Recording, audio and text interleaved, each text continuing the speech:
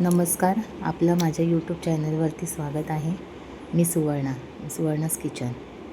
आज मी तुम्हाला अगदी सोप्या पद्धतीने ब्रेड सँडविच कसा करायचा तो दाखवणार आहे. सर्वप्रथम मिक्सरच्या भांड्यामध्ये कोथिंबीर, आलं, लसूण, धणे, हिरवी मिरची जाडसर वाटून घेतली. त्यानंतर इथे मी 4-5 उकडलेली बटाटी हातानेच मॅश केली आहेत. ती थोडी अशी तुकडे ठेवावेत, कारण ते मग खाताना थोडं क्रंची लागतं. ही माझी पहिलीच रेसिपी आहे जी मी तुमच्यासोबत शेअर केली आहे. त्याचं कारण पण असंच आहे. हा पॅटीस मी जेव्हा बनवला ना तेव्हा खरंच इतकं सुंदर लागत होतं ना खाताना, एकदम कुरकुरीत असा. बाहेरचं खाण्यापेक्षा घरीच का बनवून न खावं म्हणून मी ही रेसिपी ट्राय केली. तर खरंच खूप छान झाली आणि मला असं वाटलं की तुमच्यापर्यंत शेअर करावी. माझा हा पहिलीच रेसिपी माझी आहे जी मी तुमच्यापर्यंत शेअर केली आहे. प्लीज तुम्ही ही रेसिपी बघा, एकदा ट्राय करा आणि मला रिप्लाय द्या की मी कशी बनवली आणि तुम्हीही कशा बनवली, तुमची कशी झाली.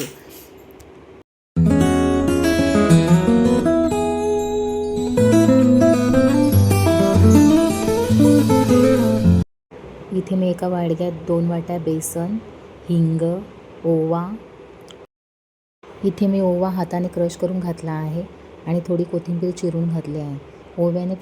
ओवा हा डायजेशनसाठी खूप चांगला असतो, त्याच्यामुळे तो नक्की घाला. चवीपुरतं मीठ, 2 वाट्या पाणी घाला. पाणी कमी जास्त पण होऊ शकतं, कारण काय पॅटीसाठी हा बॅटर थोडासा पातळ असतो. जर वडे काढायचे असेल तर बॅटर जाड असतं, पण पॅटीस काढायचं असेल तर बॅटर हा थोडासा पातळच ठेवावा, जेणेकरून ते कुरकुरीत होईल. अजून एक माझ्याकडून थोडं स्किप झालं. मी ह्याच्यामध्ये 2 चमचे तांदळाचं पीठही मिक्स केलं, ज्यामुळे कुरकुरीतपणा येईल. बट मी त्याच्यामध्ये बेकिंग सोडा वगैरे काही यूज केलेलं नाही, त्याच्यामुळे हा हेल्दीच आहे पॅटीस.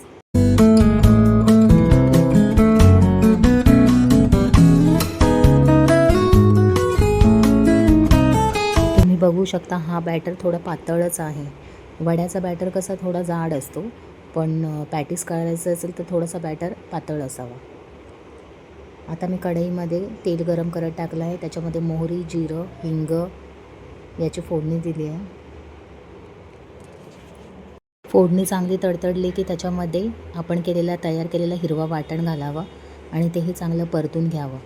एवढं परतावं की त्याचा हा कच्चापणा निघून जावा, कारण आपण हे फ्लेवर सगळे कच्चेच घेतलेले होते, त्याच्यामुळे तो चांगला परतून घ्यावा. त्याच्यानंतर त्याच्यामध्ये थोडीशी चिमूटभर हळद थोडीच घालावी, कारण हळद थोडी जास्त घातली की ते कडवट लागतात.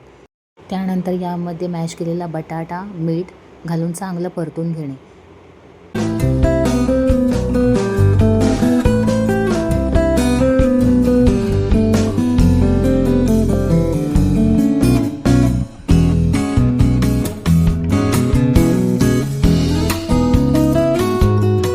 त्यानंतर ही तयार केलेली बटाट्याची भाजी पूर्णपणे थंड करून घेणे.